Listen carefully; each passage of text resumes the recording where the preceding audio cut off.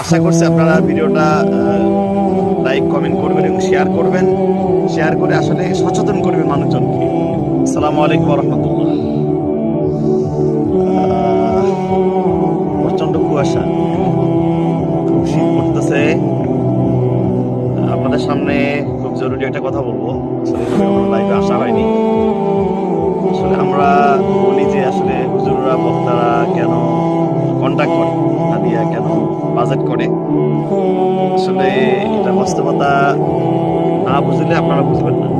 দেখেন, আজকে 31শে ডিসেম্বর, আমার আজকের মাহফিলের ডেট নেওয়ার জন্য অনেক জায়গাতে ফোন এসেছিল। তো আমি ডেটটা একজনকে দিয়েছি আমার এক চাচার মাধ্যমে। তো সেখানে আমার বাড়ি থেকে প্রায় 15-20 কিলো হবে। আমরা মোটর সাইকেলে গিয়েছি। মোটরসাইকেল দেখাও কুয়াশা। তো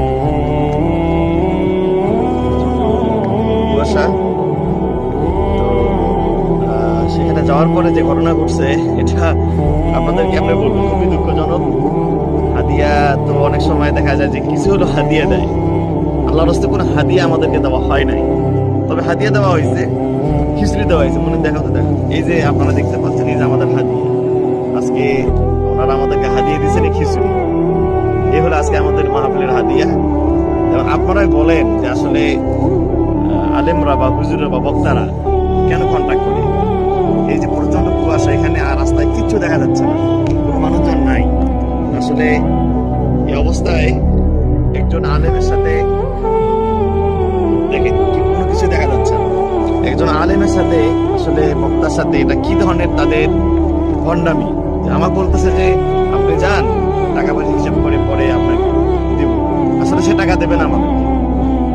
আসলে আশা করছি আপনারা ভিডিওটা লাইক কমেন্ট করবেন এবং শেয়ার করে আসলে সচেতন করবেন মানুষজনকে যে আসলে একজন যারা ময়দানে কথা বলেন, ন্যূনতম যে আসলে তার সিকিউরিটি, তার নিরাপত্তার জন্য তার আসা যাওয়া পথ খরচটা যে দেওয়া দরকার, অন্তত এতটুকু যেন দেশের মানুষ সতর্ক হয় এবং আলেমদেরকে তারা যেন শ্রদ্ধা করে। আসসালামু আলাইকুম ওয়া রাহমাতুল্লাহ।